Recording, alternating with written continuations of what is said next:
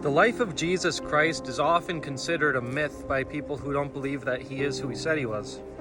People think that these fantastical things like him healing thousands of people, him rising from the grave, are just myths made up by his disciples, or maybe even people who weren't disciples at all, just claiming that they were.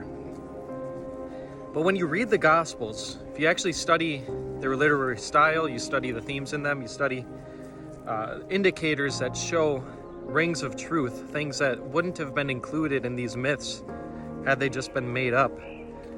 It seems that these Gospels, and this is actually agreed upon by all of secular scholarship on the New Testament, they're written as Greco-Roman style biographies.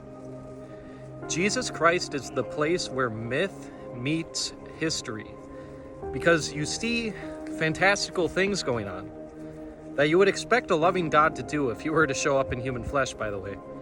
But these fantastical things that can be considered myths are written in a style and written in a way that it's reported on as being historical.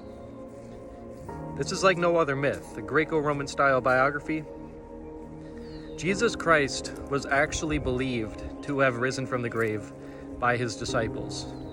Now, whether you conclude he actually did or not is up to you.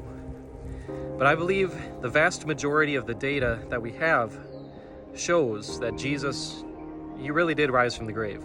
If there is a supernatural God, then it logically follows that he can perform miracles.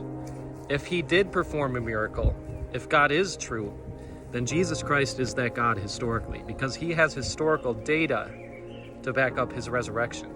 Now, if you don't believe a God exists, then obviously a resurrection can't occur.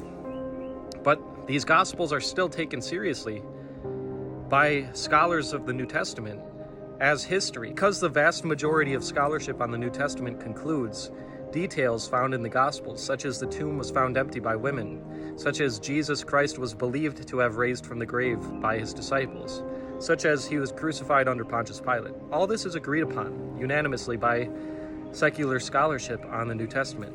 So if you make that step of faith to believe that a supernatural God exists, check out Jesus Christ, because he is that God in human flesh. He's that God when he incarnated and revealed himself to us as being the God that loves us, is willing to forgive us. He went to the cross for the sins of the whole world and just wants us to turn from evil and to follow him, to abide in his love. Stay blessed, y'all. God really loves us.